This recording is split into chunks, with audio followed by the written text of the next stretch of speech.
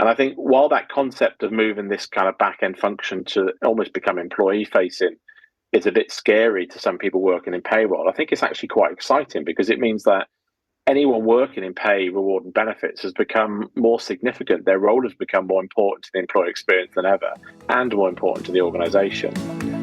Welcome to the Payroll Podcast with your host, Nick Day. Find out what it takes to truly discover what it takes to elevate your career within payroll as we meet with the industry leaders who are shaping the industry for tomorrow. Hello and welcome back to the Payroll Podcast. My name is Nick Day, CEO of JGA Recruitment Group, and we are specialist payroll recruiters. And today I'm really excited because I'm joined by Gethin Nadin, who's Chief Innovation Officer at Zellis Group. Now, Gethin is someone I've had on my shows before, but on my other show, the HR L&D Podcast, and I couldn't wait to invite him back when I recently downloaded some research published by Zellis that talks about Payslip understanding. We're going to get into that in much more detail. Before I do, let me just give you a brief introduction to Gethin for those who perhaps are not as familiar as I am. He's a frequent writer and speaker. He's published a number of HR best-selling books on the world of well-being. He's written one book called A World of Good, Lessons from Around the World in Improving the Employee Experience, and his latest book, A Work in Progress, Unlocking Well-being to Create More Sustainable and Resilient Organizations, only just been released. Fantastic book, and I will put a link to that in the show notes later on. Now, the reason I asked Gethin to join me today on the Payroll Podcast was the research I recently downloaded was by Zellis. It was titled An Employer's Guide to Protecting Financial Wellbeing for the Workforce. You may be wondering what that's got to do with payroll. Well, in this report, it stated that more than 1 in 4 employees struggle to understand payslips. Now, with the strategic role of payroll more pronounced than it's ever been before due to organizations understanding the close link between employee engagement, financial wellness, and the payroll process, I simply had to ask Gethin back to find out more. So incidentally, there will be a link to that research paper in the show notes, so do go download it and enjoy it for yourself. But without further ado, welcome Gethin Nadin to the Payroll Podcast. How are you feeling today? Excellent. Thanks for having me on this podcast. Good to see you again. Me too. Pretty good. Thank you. Not too bad. Fantastic. Well, I'm going to start with one question, not about financial wellness, not about payslips, but about payroll. I ask all my guests, which is this: what do the words payroll mean to you? Oh, good question. My instinctive reaction is it's the reason why most of us work. I think even for those people like myself who love the job, I come and work because I need the money. I've got to put food in my belly and a roof over my head. So it's a fundamental reason why people work, I guess my answer would be. For sure. And of course, you have a great insight to the world of payroll, being Chief Innovation Officer at a huge sort of payroll UK business in Zellis Group. So we'll find out more about that as we go through.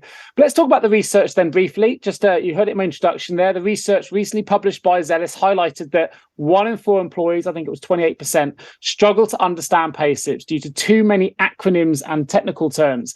Whereas 27% of employees reported they don't have the knowledge or confidence to know if the information on their payslip is even correct. Tell me a little bit more about your findings first, and I want to jump into where perhaps the role of payroll plays in all this. Yeah, so I guess for us at Zellis, it started when we started looking at, what is pay and what does it mean to people? Kind of, if I think about pay in my own life, it was cash shoved in a brown envelope when I first started working kind of part-time and as a teenager. That became these kind of tearaway slips that were next to your clocking in card in a shop I used to work in. That went through, we're now at these kind of very fancy high-end login apps and sites you log into with all these graphs and stuff that tell you everything you need to know about pay. And so I think when we really started to peel back financial well-being, and I've been doing research and reading and speaking about financial well-being with some of the world's biggest banks actually for the last 10 years, we were peeling back, what is the kind of step to good financial well-being? And we started to realize that actually where most people's income, the vast majority of people's income, comes through the job that they do. So pay and payroll was very much the first step on that financial well-being ladder. It's where people got all of their income. It's where they started to understand some financial products like pensions, which are obviously in the UK mandated in the workplace.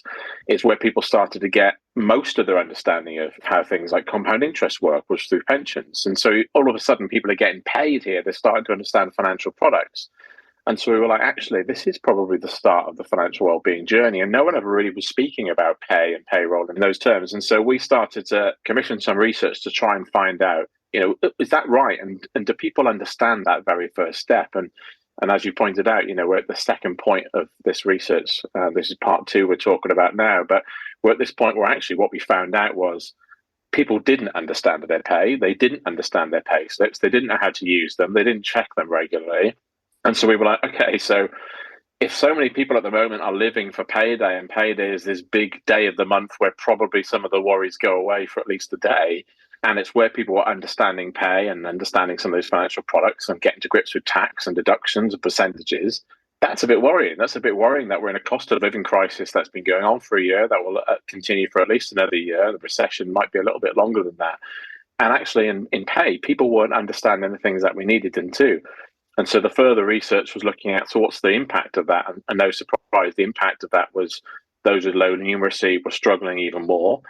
People who weren't engaging in pay slips, didn't understand their pay, were more likely to develop poor mental health, and that was causing them stress. And so with well-being being on the lips of every employer at the moment and something they want to solve, we started to realize actually, well, pay and payroll has a fundamental part to play in well-being. And nobody up until this point has been talking in those terms. Yeah, no, for sure. You've articulated that really, really well. So I guess with those statistics in mind then, in your opinion, where does the responsibility lie? And bringing it into a payroll context, is there anything that payroll departments can do specifically to help in response to these insights? What's quite interesting is if you look at, money and trust go hand in hand, as do trust underpins well-being in most organizations as well. But if you think about who we used to trust with our money, we no longer trust those people. So all the statistics will tell you that globally, when you look at the most trusted institution in the lives of people in about 50 countries, most people put at the bottom of that financial services. And it's been the same for quite a few years. If you look at the Edelman Trust Barometer, financial services has been the least trusted of the major 15 industries around the world for about 5 years running. I think it was beaten only last year by social media, but it's still second from the bottom. And so the financial crisis and all the stuff that went on with banking and stuff in the UK eroded that trust in financial institutions.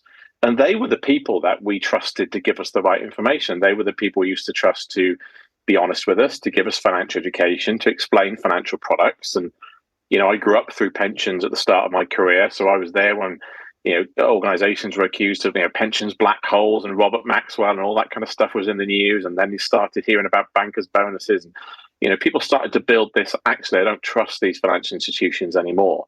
And so we don't really get that financial education elsewhere. We used to get it from those people, but if we don't trust them anymore, can we trust the advice they're giving us? And so we started to see this bubbling idea that maybe the employer could start to offer some of this stuff because the employer is expecting us to make financial decisions like a pension. It's probably the most obvious example that applies to most people. And so we really started to see that the employer had a role to play in this. And then actually getting people to understand their pay and pay slips properly, if that's a fundamental part of why everyone comes to work, as an employer, why wouldn't you want somebody to make sure they got all the money they're entitled to, understood and appreciated the money they were giving?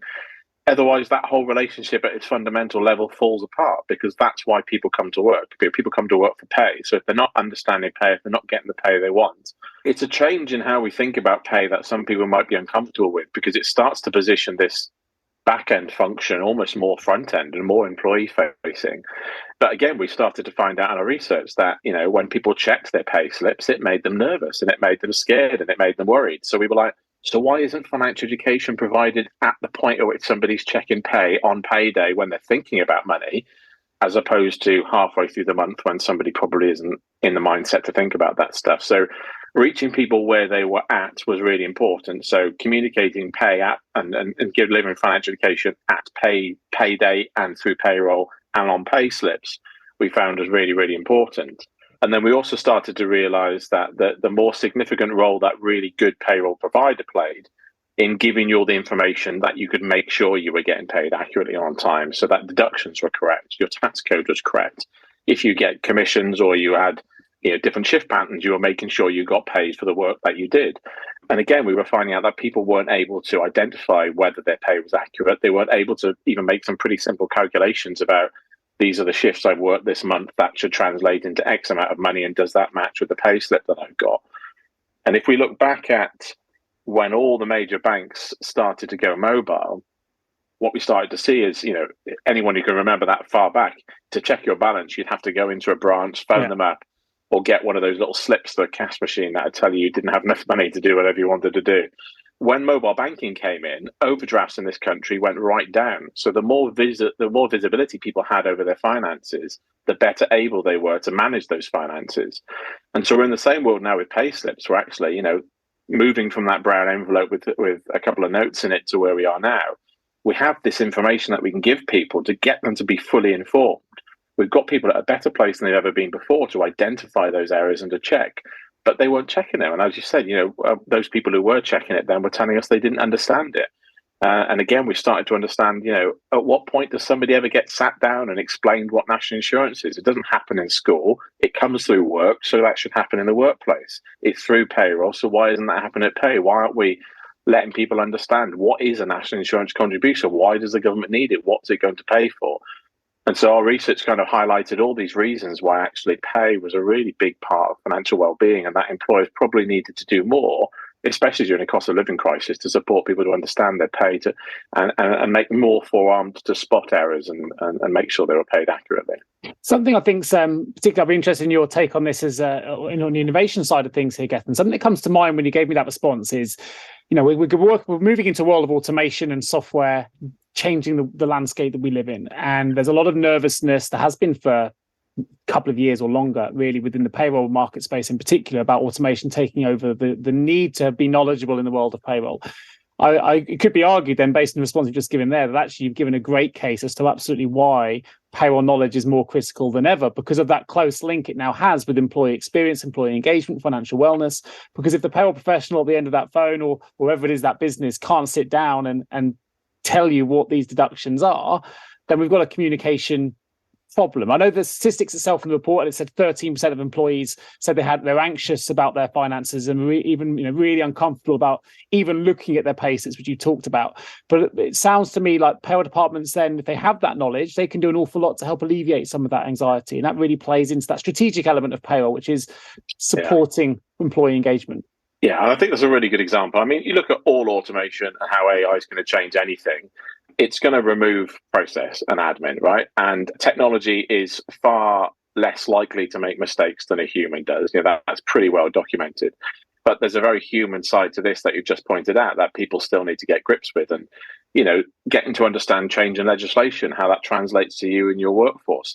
It needs a human to take that information and translate that into an instruction for a machine. So I don't think we're removing humans from the process. We're just actually making better use of the humanity, the human side of this. And in everything we're talking about, everything well-being and financial well-being, a lot of empathy is required with this. If people at the moment are getting underpaid, and we've seen some very high-profile mistakes hit the news where people have been underpaid, or organisations have missed things like national minimum wage checks and have been underpaying people, or pay has been inaccurate or late.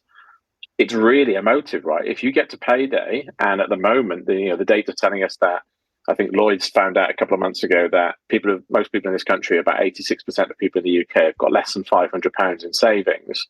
That's their buffer. So when you pay somebody 2 or 3 days late, or you pay them £1,000 or £500 less than they're expecting, they've got a very small window to be able to correct that. And that's going to cause a lot of stress for anyone that's been in that situation. Can you imagine, with all the direct debits timed to go out on the 1st of the month, whatever it might be, if your pay arrives on the 2nd, you probably get texts from the bank, you probably go into your overdraft. It might need you for a day or two, but that's really stressful. And that's going to knock somebody off their game for a day or two. And also the data then starts to tell you is, what does that mean for the culture? Because what does that tell an employee, how much you care about them, that you're paying them late or inaccurately at a time when their finances are being squeezed more than ever? So you're not just not helping them, but you're actually making the situation worse by making some of these errors. And so, again, I think that requires a lot of human intervention. That requires you to kind of put your arms around people, to calm them, to give them a phone call to say, look, we've made this error, but we're putting it right, and money's going to hit your account tomorrow morning, and I'm so sorry. It requires all of that stuff that a machine can't do. Yeah, I love that. And the studies are showing us as well that the empathetic leaders are the ones that are the leaders of tomorrow, right? So that's where empathy really comes in. I didn't mention it in introduction, but for those that aren't familiar with Gethin, he also has a background in psychology. But what's something that came to mind there is, when something like that happens and threatens our survival, we know neurologically we go into fight or flight mode. And that's when the payroll departments are going to have those vehement responses, sometimes out of sync with usual character, because their whole survival could be threatened. Because particularly if they're that close to the breadlines you mentioned, I think you made a really, really good point. You mentioned something just before I asked that question as well about the educational piece. And this is probably maybe slightly outside of the realm of payroll, but I'm interested in your response. Do you think that the Prime Minister's recent announcement about maths being mandatory until the age of 18 will help people get a better grip on their pay and finances? And is it how much of this is around financial numeracy, or how much of this is around payslip understanding? Yeah, I think it's a really good point. There's clearly a literacy and a numeracy issue in this country. Most people do not have the skills required to make some pretty basic calculations or to understand, some mildly complex financial products. And so I don't think keeping people in school longer or mandating maths for longer is going to solve those problems at all. I can understand for him in particular, as someone that's grown up with kind of a love of maths, he probably wants to get that maths onto everyone else. But, for anyone that didn't enjoy maths in school, it sounds like a terrible idea, and elongating the part of school that people probably hated most. But, that's me. Yeah, it's the same. And but when you look at what people are struggling to do, they're actually struggling to do some pretty basic maths. So people are struggling with things like percentages and long division, stuff like that. It's the stuff we kind of do every day. So staying in school longer is not, I don't think, going to solve that problem, because actually it's the stuff we learned when we're probably 10 to 12 years old where people are still struggling to understand. And I think a lot of maths, and the same with money, is if we look at the research about how people behave when they're making complex decisions, there are parts of the brain that light up when people are making financial decisions that don't light up when we're making other complex decisions. People are very scared of money. People tend to have a negative relationship with money. We are ashamed of not having enough money. We're embarrassed when we can't afford to pay for things. People don't see money as working for them. They see money as kind of pushing them. So people don't have control over their money, and they don't have confidence when dealing it. And I think this is exactly the same with maths. And there's lots of societal reasons why that is, because we link success with money, and how much money you've got means you're more successful. Yeah. What's interesting here is how do we get people to change that relationship with money? So how do we get people to think more positively about money? And some of the education piece is getting people to get to grips with money working for them and not to be afraid of numbers, and so get a better grip with numbers, which we haven't been doing and haven't done at school level for a long time. But if you think of what I said earlier on about the Eden Trust Barometer, trust being in financial institutions being the lowest, the highest on that scale for 72% of people globally is the employer. So 72% of people around the world trust their employer more than they trust the government, media, social media, big business, healthcare systems.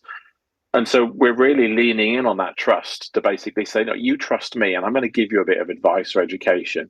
And we think people are going to be more receptive to that than they would in any other part of society, because people now trust their employer. And I think employers can start to get people, even those who struggle with numeracy, just to kind of face up to some of these problems, or people who are afraid of money or have always had a bad relationship with money, to start to make a few small decisions that will hopefully start to change that relationship and change that attitude. You correct me, I might be completely out getting this completely wrong, but is there a danger a little bit? We've heard the word advice mentioned a few times here, and we know that in the world of payroll, they can certainly give more information, but when it comes to financial advice, tax advice, it's often regulated, right? So where's the boundary here? What should we be expecting from our payroll manager? We want to understand our payslips more. They've got the knowledge to talk you through what a payslip is, but that question about advice sometimes becomes a more challenging one. Yeah, I'd probably use that a bit too interchangeably there. But to be clear, we are looking at advice, not financial advice, but we're looking at education. So we are giving people information. We're explaining things. We are not giving them a decision to make. We're not forcing them to choose a decision.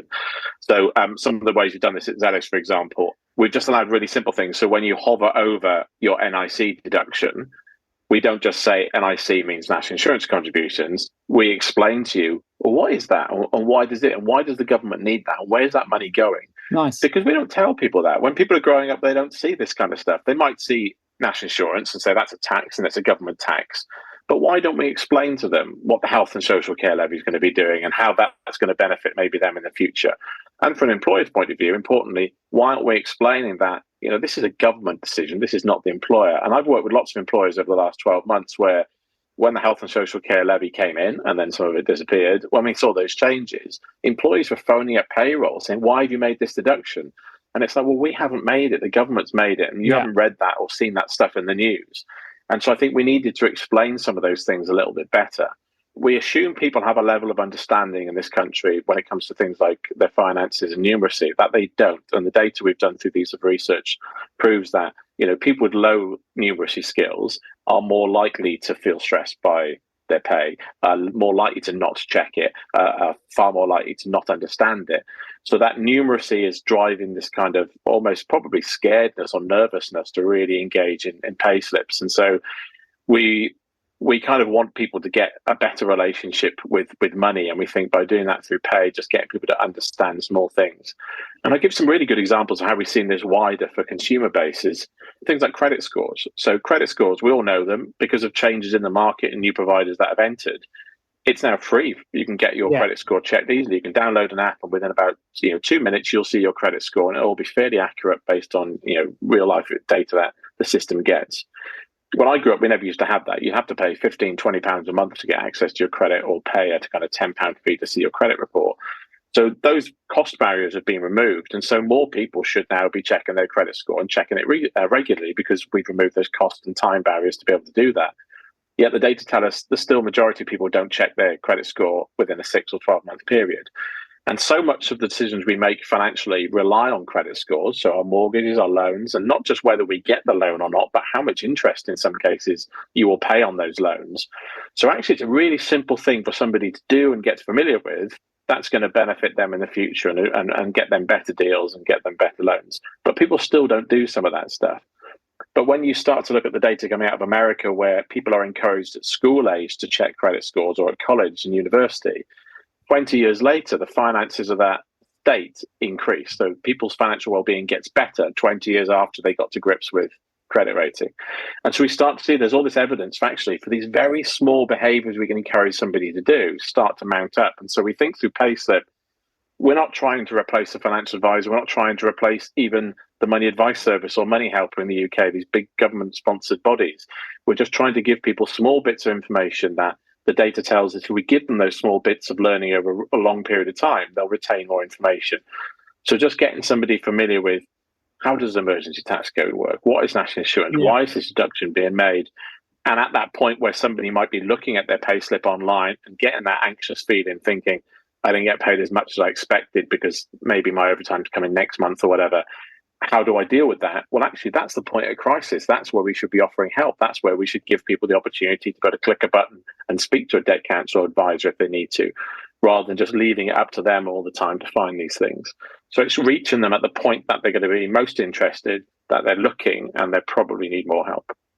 Brilliantly put. I think also you gave a great example. Then I see examples. Brilliant. Hover over gives. I didn't. That's a really great example of where you can gain more knowledge. But bringing it back to the research, some of the research came back to say that actually some of the employees that have some of these online platforms and pay slips, I think it was 19%, so what's that, nearly 1 in 5, actually said they had difficulties even logging into that platform or even be able to get into the portal. And that's obviously a problem. It's great having all the bells and whistles, but if you can't access it, if you've got accessibility problems for other reasons, that's going to create a challenge. So what are the software providers doing at the moment in terms of platform design, perhaps, to make the payroll employee experience more inclusive, particularly for those that are neurodivergent that may struggle for accessibility reasons or for other, and more effective and more user-friendly? So it's little things like, humans are very visual, so using things like graphs as much as possible, using kind of green and red indicators to indicate whether pay has gone up or pay has gone down.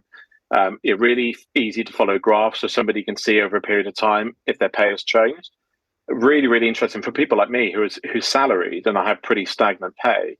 From 1 month to the next, it doesn't go up much. So I don't tend to check my pay slips on a very regular basis because I don't expect my pay to change. But what I've started to notice is some of the little things like the insurance levies and some benefit in kind taxation, those small changes in that, percentage here and there. I'm seeing those fluctuations. And even for me, that's someone who's quite engaged in their pay. It's quite interesting to see. And so again, just that awareness that, what most people tend to do, and I've done this before, is not really look at pay slips, and then they might apply for something like a mortgage and go back onto their online platform and get 6 PDFs of the last 6 months worth of pay or whatever it might be. And at that point, they're then looking at it going, why is it different from November to December when that shouldn't have been a change? And we don't want people to understand that when it's too late. We want people to engage. And if we're just getting them to engage just to check that it's accurate and on time, that's all we should be doing. So I'd much rather people logged into the payslip and went, yep, everything's fine on payday, and then just moved on. Yeah. But we don't do that. You get a notification to say your new payslip's available online, and most people don't click that link. And so there's awareness building, which is more a case of, can you check to make sure the calculations we've done are correct? So it actually is we're almost together as a collaborative, the employer and the employer working together, say, is this correct? And you should check it because this is your pay, rather than just assuming that the employer does things correct all the time. And I saw this with a friend recently, which I think is a really good example, is they've started a new job. And obviously everyone knows when you start a new job, payroll can be a really difficult experience to go through because, you might have to go a period of time where your payrolls don't match up. So my friend had gone through kind of almost 5 or 6 weeks without a payday. And they were struggling with that. So they were already quite anxious about, I need pay because this is kind of it's not matching the cycle I've been used to. And then the first month got paid more than they expected. And they thought maybe they'd miscalculated how much they were getting paid and what the contract said. Next month, significantly less than what it was before. And it turned out that delays in sending P45 and stuff had put this person on emergency tax code. They were taxed too much initially, but also no deductions were made in the first 2 months for things like pensions because they weren't put into auto-enrollment. So where they had deductions in the old job for the first couple of months, they didn't get those deductions for whatever reason. And it was all over the place. I sat down with my friend trying desperately to work out, okay, so if you had emergency tax code there, and this is what your contract says, if you net tax or taking the gross out and doing all these calculations to try and work it out. And then actually had to go back to their payroll department to basically say, this is the code I was on. This is the code I'm on now. I think I should be on this code based on what I've read on the HMRC website. I think there's a difference here. Can you kind of check this for me? And it turns out in that example, to the tune of about 200 quid, it was incorrect. But that would never have happened if this person wasn't engaged in their pay and seeing the difference from 1 month to the next. And I think so much of our banking is automated. People have direct debit set up for the first day of the month. We trust these institutions to take the right amount on the right time. And I don't think we should. I think it's not a criticism of payroll to say that every employee should be checking their pay regularly. Providers like Zellis want people to log in on a monthly or more frequent basis to check this stuff. But it's that kind of forewarned is forearmed. The more information we can give to people, the more education we can give them about payslips and how they work and get them to check that regularly, the better off they will be. And some of those big examples I mentioned earlier on of big high street employers who are underpaying people for months, the number of those employees that didn't notice they were being underpaid is quite alarming. Sure. They just assumed, I don't understand money, but my employer does. So if that's what it is, they must have got it right. And people don't question that. And I think we're in this world now where the employee's got more influence and control in their relationship with their employer than they ever have. And so we should be encouraging people to say, I think this is incorrect. Can you look at it? And obviously for payroll teams that have got stuff that's accurate and they're happy with the work they've been doing, it's very easy to say, it is correct, and this is why you might have noticed a difference. And of course, that builds kind of trust. If you get it right, it builds trust with the employees as well. And we know the impact of trust on financial wellness, well-being. Everything sort of goes in hand. Exactly that. Have you ever asked yourself, how can I recruit payroll staff effectively? Please don't give up on your recruitment project just yet. Here at JGA Payroll Recruitment, we appreciate the difficulties associated with attracting, recruiting and retaining top payroll talent. We also understand just how costly a poor payroll hire can be.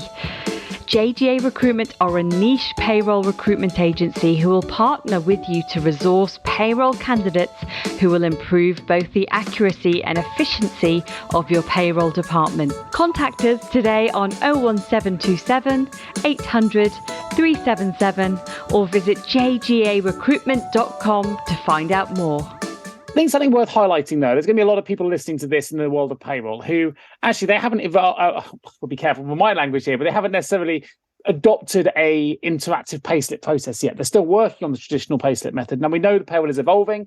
We are seeing more and more employers starting to provide a more interactive payroll solution, for want of a better way of putting it. But for those that haven't made that change yet, maybe due to size, maybe due to lack of understanding, maybe they didn't even know these things existed because, not everyone will be aware yet. They've been doing the same thing for years. Why change a payroll function if it's already working and no one's saying anything? That if it's working, why try and change it?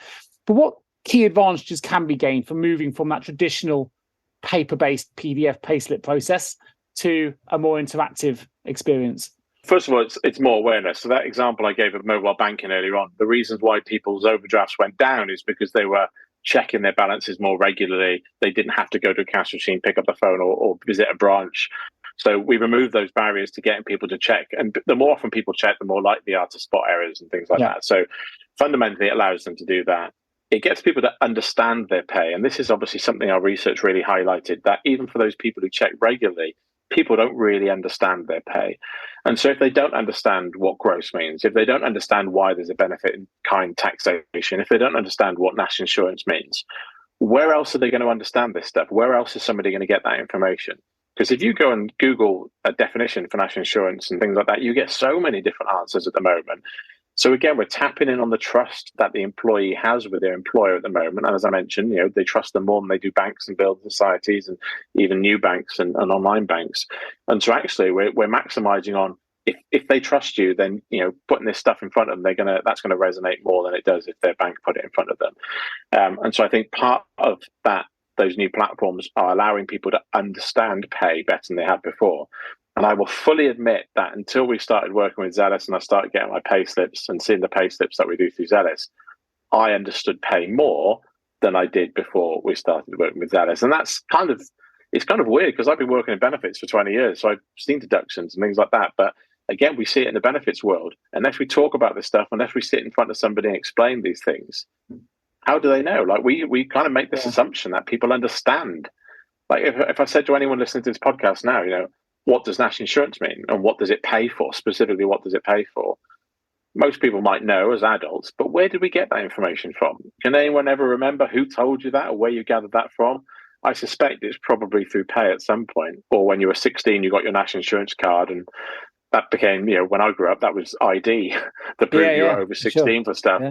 But no one ever sits down and explains this stuff to you. So people are coming straight out of university, straight out of school, going into a job, getting pay slips that have got all these letters and numbers on them. And unless you're aware of HMRC websites and things like that, then where do you go to get this? But I think so many of the answers are really simple. Why don't we just say that at the source or allow people to ask questions? So through those payroll platforms, they can find the answers, or they can read an article about income tax and what it is and how does it work. Again, in that kind of sphere of the trusted employer, rather than having to go and Google this stuff, which is a big job in itself to try and find a definition through Google. Sure. So to put all this together, I guess the big question here for the payroll people listening is, how can we optimize the traditional payslip impact? The things we've talked about, the things the research have highlighted, the 1 in 4 not understanding it or getting to grips with it at the moment, to really influence, and something I know that you're very passionate about, employee financial health. What can we do then, taking forward? I want to listen to this. I want to go away and instantly, as a payroll professional, implement something to improve the employee financial well-being of my employees. What would you be recommending? You kind of mentioned it, that payroll might be going through this kind of rebrand. And I think that's true. And at the last Zellis conference, I had a whole session which I spoke about, that these back office non-employee facing functions like payroll are having to change. And I think we have overwhelming evidence that a payroll employee's job and how well they do that has an impact on well-being and mental health. So paying people accurately and on time is arguably the most basic financial well-being function above paying them fairly, in my view. And so we start to see the importance of this function to the employee experience, and that's become far more magnified than I think it ever has. And so there are real world decisions that payroll makes: who you choose to run your payroll, the team you employ to manage that, the software decisions you've made, how easily pay integrates with other things like benefits. And I think while that concept of moving this kind of back end function to almost become employee facing is a bit scary to some people working in payroll, I think it's actually quite exciting, because it means that anyone working in pay, reward and benefits has become more significant. Their role has become more important to the employee experience than ever, and more important to the organization. And that's all because we can now prove through this research and the other bits of research that accompany this one, that the work that payroll does improves employee well-being, which obviously the knock-on effect of that is that improves lives. So you can actually draw some lines from somebody getting paid accurately on time, having a better relationship with their kids at home. So you can pull the evidence together to actually start to see how actually payroll drives positive societal change, which I think is really fascinating. But I think for the teams to really kind of get to grips with that and understand their role in this new world, if you like, pay has to be accurate and on time. So it's a fundamental at the moment, as we've talked about. people just do not have any breathing space for mistakes to be made. A couple of hours delay in paying somebody, a couple of £100 underpayment, that stuff is having a significantly magnified effect. So paying people accurately on time, regardless of what piece of software you're using or if this is all still manual, that's the kind of stuff that requires a bit of double check-in and a second pair of eyes at the moment. The other thing is kind of accessibility. I think our research also highlighted the importance of that and the ease of use when it comes to payslips. So we found 20% of employees said that difficulties logging into the portal, I think you mentioned this earlier on, or platform, and having to remember multiple passwords, that was acting as a barrier. So for a fifth of your people, your logging in process is just so complicated, people aren't checking their pay slips. So that's a fifth of people that might not be checking it just because they need a separate password or there's no single sign-on or it's too difficult to use. We know that financial well-being generally, and the report again highlights these bits, that uncertainty and anxiety and low confidence are key barriers to getting people to engage in pay slips. So what can be done outside of payroll and pay slips to communicate to people about pay? So how can we start to educate people about pay? How do we create the environment where we encourage people to go and look at their pay slips and tell them, look, most people don't check it, but we think you should check it regularly, and these are the reasons why. When we've done, within the Zellis group, when we've done that for things like credit rating, we've boosted the amount of people who went and got their credit score just by explaining to them, look, this is a little thing we think you should do. This is how you do it really easily. Can you just go and do that? And we've had some employers that encourage people to do that during the working day. So they basically said, look, this takes 10 minutes, but we think it's important to take 10 minutes out of the time we pay you to just go and check this thing. And so when those communications go through, they're not just your new pay slips available, log onto the portal. We're actually using more encouraging words to say, it's important at the moment to make sure you're not underpaid. Can you just go and please check? And using that kind of more empathetic language to get people to engage. About a third of people told us they didn't know what they should be checking, even when they review their pay slips. They didn't have the knowledge or confidence to see if that information was correct or not. So again, what can employers do to encourage people to say, look, these are the figures we want you to check. So if this is a deduction, make sure that's right. And if this deduction is X times salary, do the calculation, divide that figure by 12, just make sure it's correct. And I think those little things that people can be doing, whatever your payroll looks like, if it's online, offline, if you're with the best provider in the market, whatever it looks like, they're these little things that you can do to encourage people just to engage more in their pay. But fundamentally, I think the precursor to all of this is people aren't going to engage in something they don't understand. So if we can get them to understand a little bit better, we will get that engagement and build those regular habits where, I would just love everyone just to, for 5 minutes, log in, check their pay slip on payday, just take a glance through it, know what they're looking for. And it's really low commitment. But if you spot a mistake, it's really high impact. Same as credit rating. Credit rating is a really similar example that we can use. If you logged into your credit, if you'd never had problem getting credit and all this kind of stuff, and then you logged in and it said you still had this outstanding account from when you were a teenager that you thought was closed, by closing that, your chance of getting a better rate the next time you apply for any kind of lending is increased. And so although it might not have been actively harming somebody, it probably was holding them back. And so again, can we get people to just notice some of those small mistakes? And so building that confidence can be done away from pay slips and away from payroll. That's a communication exercise more than anything. I think also it's a proactive approach for payroll people, right? So if I was to identify a mistake and highlight it, by the payroll manager, the other end of that, may be frustrated there's an error there, assuming there is a genuine mistake in that payslip. But actually, it's an opportunity then to make sure that you haven't replicated this error across potentially thousands of employees and getting ahead of any potential storm that might come back. We always say that silence is golden in payroll. No, you don't want any complaints. They only phone you if there's something wrong. But actually what you've talked about today and articulated very well is we can build a really good trusting relationship with our employees as payroll. This really builds into the strategic direction that payroll is taking. So people should be listening to this, in my opinion, if you're working in payroll, and being really excited about identifying where the relationship is now between the payroll experience and the employee engagement experience, and how you can directly impact financial wealth, reduce stress, mindfulness, which is ultimately stress management in a different way. So I think there's loads of strategic insights you've given today, Gethin, very articulately, that I think can really shows and highlights the importance payroll has in the in an organizational structure. And one final point, if I may, I think we are now, when we talk about payroll in modern terms, we're talking about technology. And technology loves feedback. People they want user feedback. And social media giants, anyone who's building apps, they want user feedback. It's so valuable with how they get better. So feedback is not seen as negative in the tech world. People love feedback. We love market research. We want people to tell us what they like, what they don't like. We love it when we think a platform is great and we've built an app and we've done that. And we do this in the Zellis group. We built an app, we roll it out. We think this is great. We ask people for feedback and they say, I hate the color of that button. And even something as simple as that, we're trying to remove points of friction. So if you look at how Amazon, you can go on and kind of click one time and that's it. The thing will be arrived tomorrow. The way that's been designed is I will get you to engage more and buy more from Amazon if I remove points of friction. So when you search for something, you will find what you're looking for, even if you spell that word incorrectly. When you want to buy something, you don't have to add your address again. You don't have to choose which credit card you want to use. You don't have to add a new card. You just click one time. And if you look at all the evidence about things like online shopping and apps and where they remove those points of friction, engagement rates go through the roof. But that requires the users to tell us what are they frustrated with, what don't they like. And so I would say this new world of payroll is, well, yeah, what exactly you said. I want that feedback. I want somebody to tell me, yeah, it's too difficult to log into, or I don't understand that number, or why does that look like that? Because most of us live in this bubble of payroll where we don't notice those things that, if you put a human that had never been paid in front of our payroll systems, would they actually understand it? And I think that feedback's so valuable because every time you act on it, you're creating a better experience for the next person that comes along. And so I think that feedback is really important. Well, I totally agree. Actually, you've also described what ultimately is going to be the most powerful AI platforms out there are going to be those that learn the best, right? That's the most intelligent AI is the AI that learns. And I think it's exactly the same for people.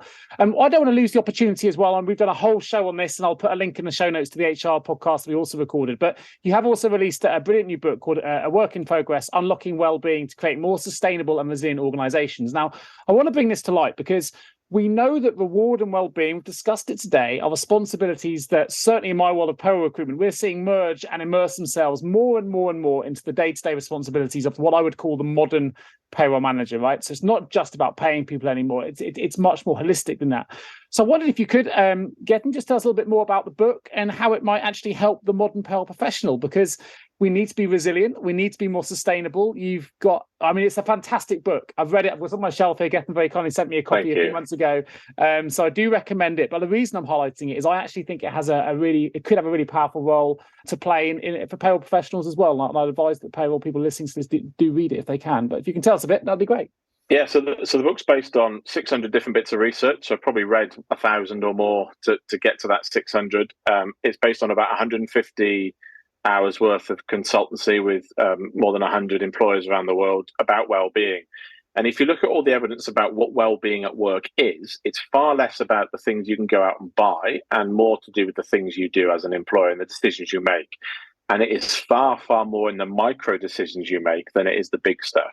So when we think about well-being at work, we think about downloading mindfulness apps and having awareness days and mental health days and having an Olympian come to your workplace to talk to you about resilience or burnout and all this kind of stuff.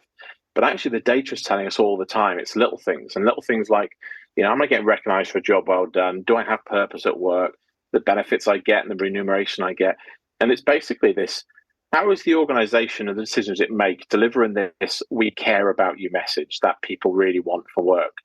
And we've touched upon it today. When you pay somebody late or inaccurately, you are delivering I didn't think about you message. And even though those things happen and they're unavoidable, even with the best technology in the world, sometimes those mistakes happen. We can recover from those with the way that we handle those mistakes. But what happens with employees is if I didn't get paid next month, that would really affect me. And it would make me think I just hadn't been thought about, even though I'm fully aware that it's technology and stuff happens and the error would be corrected really, really quickly. It doesn't leave me this really positive feeling that I felt like somebody took care of me. And so the book really focused on, as an organization, structurally, how do you change to deliver better well-being? Because that's a bigger impact. And you're absolutely right, pay will play a part of that. And there was a whole chapter on pay and Payslips as part of that. And some of this research I quoted in the book, which is about, we've got to pay people a fair wage. We've got to pay them accurate. We've got to pay them on time. Even though we have all these processes that say, if you do spot an error, come and tell us and we'll fix it. We don't want them to spot an error. We don't want there to be an error, really. We want people to kind of get paid, and fundamentally, that's why they turned up in the first place. But it's all bored into, actually, if you think about the aggregation of marginal gains, our experience at work isn't really knocked off that much by one or two big things that happen to us, positive or negative. It's a combination of lots of small things that happen that start to snowball. So the day that you have an argument with your manager, next day you don't feel supported, the third day you don't feel recognized, at the end of that week, if somebody pays you incorrectly, that might be the icing on the cake for somebody that says, you know what, this is all just mounted up to nobody cares about me. Yet most of that stuff was probably really unavoidable, or if broken, could be fixed, or never could be changed and apologized for really, really quickly. But we don't think about well-being in that way. We think about well-being as this stuff we can go out and buy and what appears at all these well-being conferences.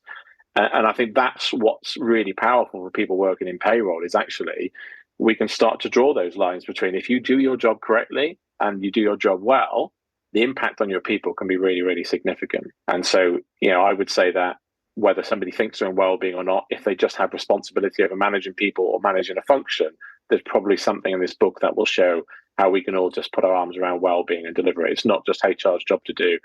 Payroll's got a function, but also team managers, communications, everything. It's kind of those micro things that we do build up to a really positive experience. And so we want to make as many of those little experiences as positive as possible. Yeah, absolutely. Well, so I will put a link to that excellent book in the show notes as well. It's available now. But also just to mention, from my side of the fence, I work in the world of recruitment, and I now can see more than ever the role that payroll has to play on in terms of contributing to the retention and attraction of talent. If you get it wrong and people don't trust you, then people will start to leave and they'll look for alternative employment. There's opportunities out there. So I think more than ever, in a really positive way, a real strategic way for payroll professionals now, we've now got a bigger involvement. We're now involved in well-being, engagement, and that opens a number of opportunities for payroll people. So thank you so much for bringing the research to life today. Thank you for talking us a little bit about your book.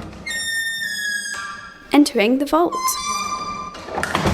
Very quickly, I'm going to open the payroll vault. I think people are going to be interested to find out your perspective on these things, coming as a Chief Innovation Officer as you are at Zellis. So first question is this: one piece of advice you would give to someone working in payroll right now?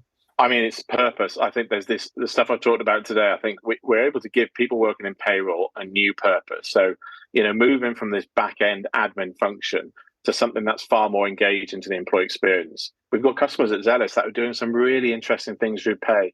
So through payroll, they're making decisions over earned wage access. And so allowing people to, again, their financial well-being to be protected or enhanced through decisions that are being made by payroll teams, not necessarily benefit teams, which is what used to happen. And so with those kind of things happening, if you can start to see the impact on people, I think that adds a lot of purpose to the payroll function and the individuals working with it. And purpose is really important to our own well-being. But I think it's a really powerful driver employee experience. So I think anyone working in payroll who starts to understand more that there's a human at the end that I can have a positive impact, that is a really, really good place to be in. I think it makes payroll far more exciting than it used to be when I first joined the workforce. Yeah, fantastic. Now, question number 2. If you had the power of foresight that could change the entire payroll industry with one action or improvement, what would that action or improvement be? It's linking to the research, but I genuinely think even if we hadn't done this research, it would be understanding. I've done a lot around financial well-being, and there's a lot about control and confidence. So when we talk about financial well-being, if you can get people to feel more in control of their finances and have more confidence dealing with their finances, better results will come, regardless of how much somebody earns or what their socioeconomic position is. And I think it's the same with pay. If we look at pay as an offshoot of finances and just one of the many different financial decisions and concepts we need to get our heads around, if you think about control and confidence, how do I give more control and confidence to somebody when it comes to their pay?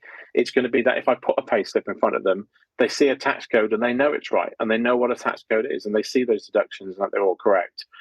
And again, it's not loads of complex information we're trying to get them to understand. It's just stuff that nobody gets taught anywhere else. And so I think the more we could do that, I think anything I've ever learned about pay before being part of the Zellis group was me Googling stuff. And it's just not a good way to get information. And Google is now a very big place with a lot of misinformation and fake news and stuff. And so, my employer is the one I trust to tell me this information. And so I think I'd love to see more employers have done that many, many years ago, certainly when I grew up. I know. So certainly in my case, I'm sure most people, I've got to put it out there, probably done this. If you try and be Google doctor, right? As a good example. Yeah, exactly. We always look at the worst possible outcome, and actually it's very rarely is when you go and see the expert, which will be our GP, will hopefully put us at mind when there's something wrong going on. So it's a really good example. Last but not least, bit of fun. If payroll were a song or a movie, what song or movie would it be and why? This is the first song that came to my head, but it's going to sound really cringe, but I'll say it anyway because I can't think of another one. Things Can Only Get Better. Hey, great. It sounds a little bit like a political campaign, but I genuinely believe it. All the work I've been doing with the Zellis group and the thought leadership that I've been driving, I genuinely believe that payroll is on this tipping point of becoming far, far more interesting to the business and far, far more interesting to the employee. I think the way we pay people in the future is going to change quite significantly. I think we will start to see pay becoming more important to employees. Not just getting pay, but how pay's function, what things come out of pay, deductions that are made. I've worked in the benefits world for a long time. It's some of the similarities we saw in the trajectory of the benefits world we're seeing in pay. And so I think for those people that really want to grasp it, and when I talked about this at the recent Zellis conference, lots of payroll people came up to me afterwards and said that they were excited, but they were also scared about what this future might look like, because it's a big change from people who work in a back office to something that might be a bit more employee facing. But for those people that want to grab that, I think it's exciting. And most things that are exciting are also a bit scary as well. So I do think for those who want to embrace it, it will get much, much better, and you'll become much more important to your organization. And that's Sure. better for each individual in their careers as well as the organization. Couldn't agree more. I think it's a hugely exciting time for the world of payroll. Fear, of course, exists only in the mind. So let's embrace it. Let's be more strategic. Let's really get involved in improving that employee experience for everybody. And huge thank you, Gethin Nadin, for joining me today on the Payroll Podcast. Thank of you. course, I will be a link in the show notes, both to that fantastic report commissioned by Zellis, as well as a link to Gethin's book, a link to LinkedIn profiles, and more. So do check out the show notes if you want to find out more about anything we've discussed in today's show. And of course, if you are a payroll professional listening to this show and you're a leader and you need some support with a recruitment requirement within the world of payroll, then please do get in touch with either myself or any of my wonderful team here at JGA Recruitment. You can go us at jgarecruitment.com. There'll also be an email in the show notes where you can contact me directly if you need to. Just leave and say a huge thank you once more to Gethin. Thank you to you for listening. And I look forward to doing the next episode real soon. Thanks, Gethin. Thanks very much. Thank you so much for tuning into the Payroll Podcast with Nick Day of JGA Recruitment. If you need help with a current payroll vacancy, then please get in touch with Nick and his team. All contact details can be found in the episode notes. In the meantime, to make sure you never miss a future episode, please subscribe to the show through any of your favorite podcast channels. Till next time.